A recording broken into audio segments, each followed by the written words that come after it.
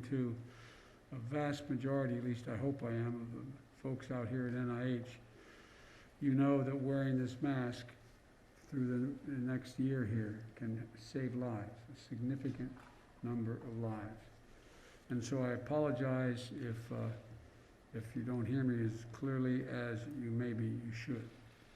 I'd like to start off by thanking Dr. Collins and Dr. Fauci for hosting me today. I spent a lot of time working with Dr. Collins on the Cancer Institute matters, and I said he's the first person I called to ask if he'd stay, but then I was reminded I called Dr. Fauci before I got elected to say, would you stay if I can? So thank you both for staying. Our nation is fortunate to have both of you in these critical roles. And that goes for the world-class doctors, scientists, researchers here at NIH. And I just toured the Vaccine Research Center with Dr. Collins and Dr. Fauci and Dr. Graham and Dr. Colbert. It's incredible. It's a place to go where our top minds spend years researching vaccines and treatments for all kinds of viruses and partnering with academia and industry to prepare for the next one, because there will be others. HIV, influenza, SARS, MERS, West Nile, Zika, Ebola, and today, COVID-19. To all of you, your work made possible the remarkably rapid development of COVID-19 vaccines we have today. It's incredible. Initially, people were talking years, if not decades, before we'd have a vaccine. On behalf of a grateful nation, and I don't say that lightly, on behalf of a grateful nation, I want to thank you and your families for your work and your sacrifice. For there is no doubt your families sacrificed a great deal for the endless hours you put in to save the rest of us. And I know it wasn't easy. The devastation of this pandemic, the loss of life and livelihoods, hasn't spared the scientific community. Labs closed, research delayed, careers disrupted, especially for those in training. Yet with every moment of despair in this past year, you and all the heroes and heroines on the front lines and the frontiers of this pandemic remind us who we are. We are America. We never give up. We never give in. We give back, and we follow the science and find the answers. That's what all of you do here. That's what we've seen all across the country. The scientific community repurposed labs to work on COVID-19, develop therapeutics, new diagnostic technologies, and vaccines in record time. And you're highlighting lessons learned on the importance of pandemic preparedness, public-private partnerships, real-time data sharing, and most of all, speed and efficiency without compromising science and good conscience. Look, you're an incredible group of people. I've been out here many times trying to help you, trying to help my son who passed away with cancer. You're an incredible, incredible group of people. And that's not hyperbole. We know we still have a long way to go. It's no secret that the vaccination program was in much worse shape than my team and I anticipated. We were under the impression and been told that we had a lot more resources than we did when we came into office. We've only been here 3 weeks, but we've learned a great deal in those 3 weeks. While scientists did their job in discovering vaccines in record time, my predecessor, be very blunt about it, did not do his job in getting ready for the massive challenge of vaccinating hundreds of millions of Americans. He didn't order enough vaccines. He didn't mobilize enough people to administer the shots. He didn't set up a federal vaccine centers where eligible people could go and get their shots. When I became president 3 weeks ago, America had no plan to vaccinate most of the country. It was a big mess. It's going to take time to fix, to be blunt with you. I promised when I did my inaugural address that I'll always be straight with you, give it to you straight from the shoulder. I will not walk away when we make a mistake. I'll acknowledge it and tell you the truth. We started on day one. We won't have everything fixed for a while, but we're going to fix it. First, the vaccine. I know people want confidence that it's safe. Well, listen to Dr. Fauci. I did. I got my shots. My wife Jill did. Kamala did. And her husband Doug did. So, Dr. Fauci and Dr. Collins got it also. It's safe. And we need more people to get vaccinated to beat this pandemic. That's why in the first 3 weeks that I've been in office, we've increased the supply of weekly vaccine shipments to the states by almost 30%. That means millions more Americans will get vaccinated in February than the previous administration was on track to do. But that's just the start. We bought more vaccines. 2 weeks ago, I directed Jeff Science, who's here with me, my COVID-19 response coordinator, to work with the Department of Health and Human Services to purchase more vaccines. Just this afternoon, we signed the final contracts for 100 million more Moderna and 100 million more Pfizer vaccines.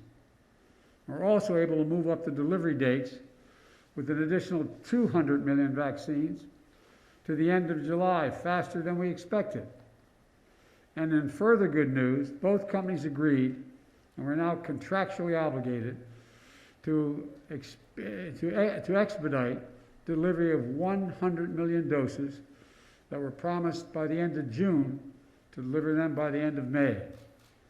That's a month faster. That means lives will be saved. That means we're now on track to have enough supply for 300 million Americans by the end of July. It may not sound like the urgent progress we need, but let's be clear.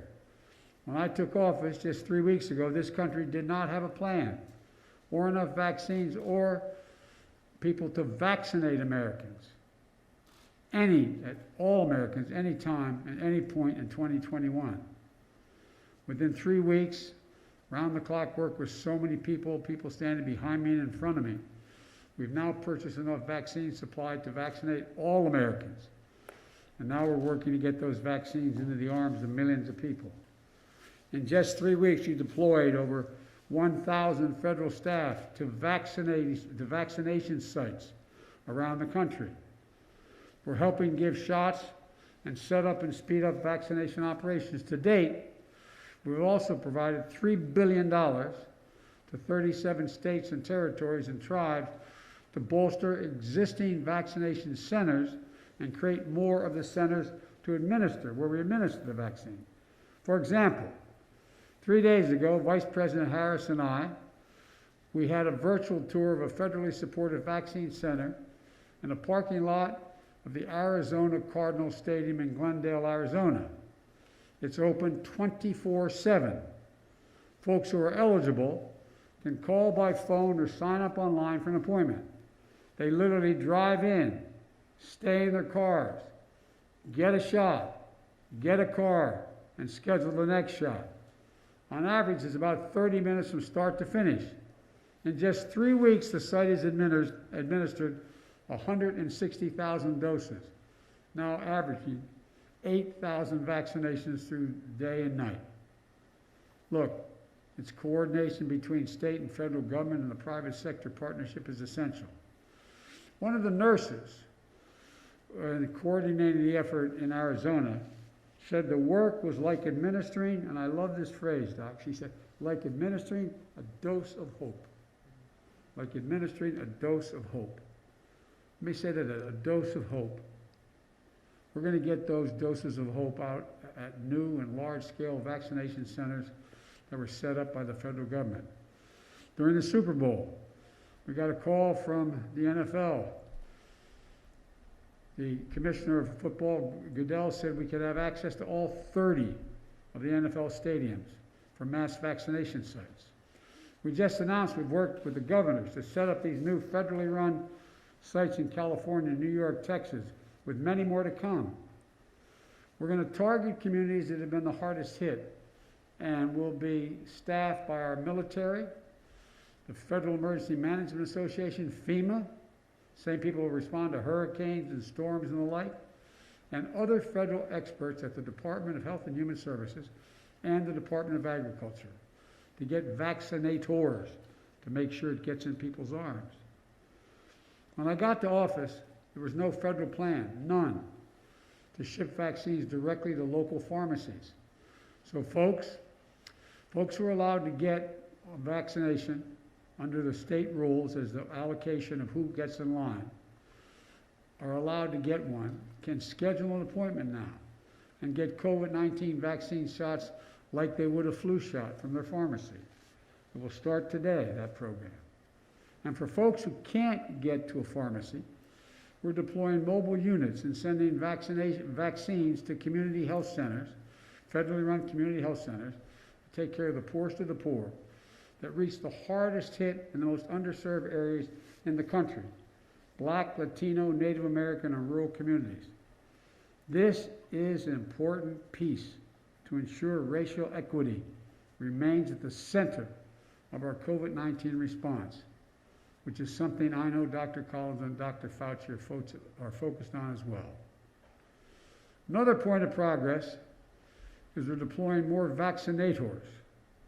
We're now allowing retired doctors and nurses to come back and administer shots. We're deploying federal vaccinators, and over the last 3 weeks, we put hundreds of new vaccinators in the field and are lining up thousands more. These include medical personnel from our Commissioned Corps at the Department of Health and Human Services, as well as personnel from FEMA, the Defense Department, and more departments to come. All told, we're on track to surpass the goal I set on day one. When I was sworn in, just before I was sworn in, I indicated that my hope was to administer 100 million shots in the first 100 days of our term. I believe we'll not only reach that, but we'll break that. But like I said before, that's just the floor. That's just the floor. Our end goal is beating COVID-19, which brings us to the challenge that remains. We remain in the teeth of this pandemic.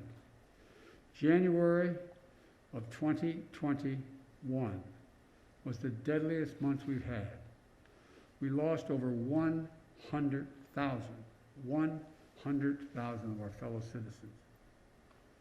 We're on track to cross 500,000 dead Americans this next month. The new strains emerging create immense challenges, and masking is still the easiest thing to do to save lives. But we need everyone to mask up. And by the way, I know it's a pain in the neck, but it's a patriotic responsibility. We're in the middle of a war with this virus. It's a patriotic responsibility. Not only should you care about your family, you care about your fellow Americans. You realize more people have died in the last 12 months than died in all 4 years in World War II? All 4 years. That's why I asked what the full extent of my authority as President of the United States could be. I signed an executive order that required masking on all federal property, on modes of travel like planes, trains, and buses to cross interstate commerce. And I've been calling on governors, Republican and Democrat, mayors, Republican and Democrat, and local officials to institute mask mandates within their jurisdictions. We need everyone to do their part for themselves, for their loved ones, and yes, for their country. Mask up, America. Mask up. And to really get ahead of this pandemic instead of chasing it, we need Congress to pass my American Rescue Plan. I'm grateful that the Senate and the House are moving quickly, and my hope is that we'll get Republicans as well as Democrats to support us. But we can't wait. People are dying every minute from this pandemic, and we're suffering profound economic crisis that the pandemic has created. Every major economist in the country, left, right, and center, says we can't go big enough here. That if we want to get our economy back in shape, we've got to move quickly. How many of you out there don't have enough food to eat? How many of you out there are worrying whether you can pay next month's rent or pay your mortgage? How many of you out there have a child at home because the school's not open? You have to make the difficult choice of staying home with your child or going to work if you have a job. This is not who we are. The United States of America, we take care of our own. And job number one of the American Rescue Plan is fighting the pandemic. It puts $160 billion into our national COVID strategy, which includes more money for testing and tracing, manufacturing and distribution, and setting up vaccination sites. Everything that's needed to get vaccines into people's arms. The American Rescue Plan also includes $4 billion to build new manufacturing plants. So we are ready to manufacture vaccines we don't have to wait. You know, there's simply nothing more important than getting the resources we need to vaccinate people in this country as quickly as possible. As quickly as possible. We're not going to get our economy back in shape and millions of people back to work until we beat this virus. As I said, everyone from Moody's on Wall Street to the all range of other think tanks indicates that if we do this plan, we'll get to full employment within 2 years. We'll be in a situation where we actually grow the economy, creating millions of jobs immediately, and put us in a position where we are going to have the GDP grow at a higher rate than if we don't do this. We're in a national emergency. I want to close with this. We're in a national emergency. And this will be one of the most difficult operational challenges we have ever undertaken as a nation. It's going to take time. We're going to face setbacks along the way. And I promise you when we do, I'll just own up to it and say what they are. But we have to stay vigilant. We have to stay focused. And for God's sakes, we have to remember who we are. We are the United States of America. We can do this. We have the resources. We just have to choose to use them. We have to do what all of you do here at NIH and across the scientific community. Keep the faith with purpose, vision, and with every dose of hope we have. Folks, remember, like I said, this is America. We have never, never, never failed. We've decided to stand together and act together. That's who we are. That's not chauvinism, that's just a fact. We've never failed when we stood together. If there's ever a time we need to stand together, it's now. May God bless you all. And may God bless everyone here at NIH, all the doctors, scientists, and researchers fighting this pandemic and saving lives. And may God protect our troops. Thank you very, very much. You're the best America has to offer here at NIH. Thank you from the bottom of my heart.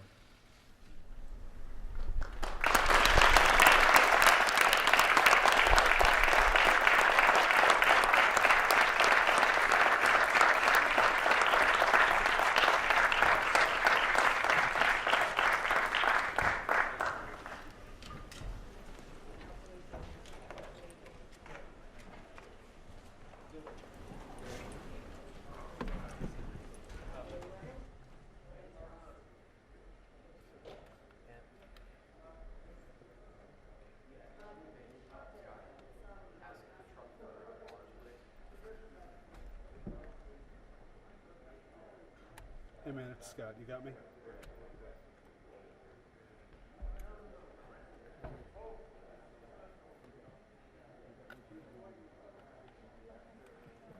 Hey James, it's Scott. You got me?